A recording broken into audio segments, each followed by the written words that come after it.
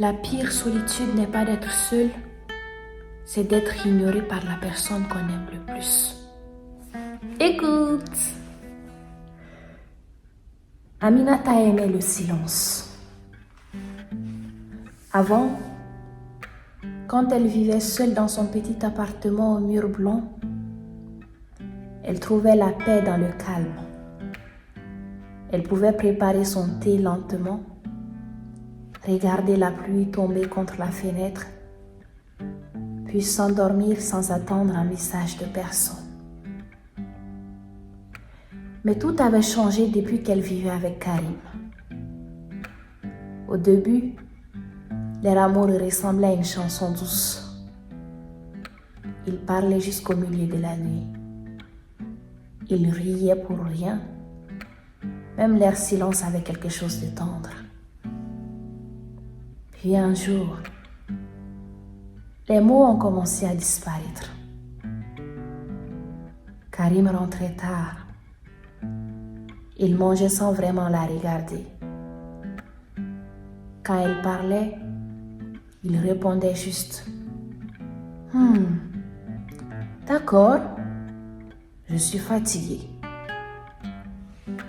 Et chaque soir, dans ce grand lit qu'ils partageaient, Aminata sentait un vide immense entre eux.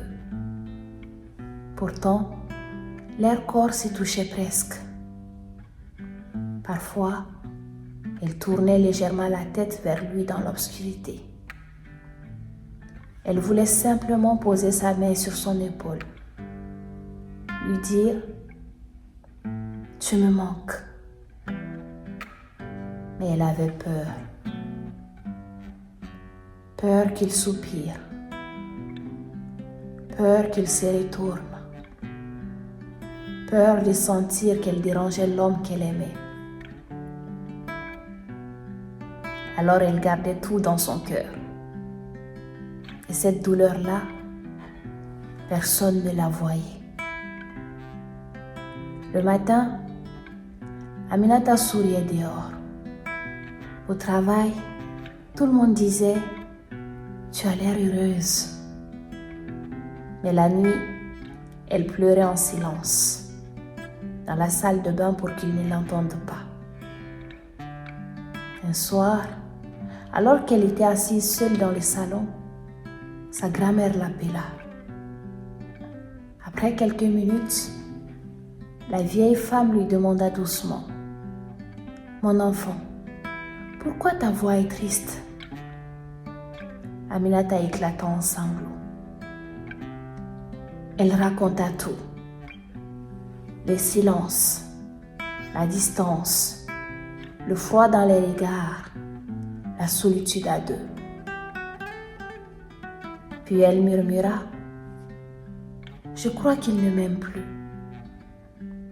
Sa grand-mère resta silencieuse un moment avant de répondre.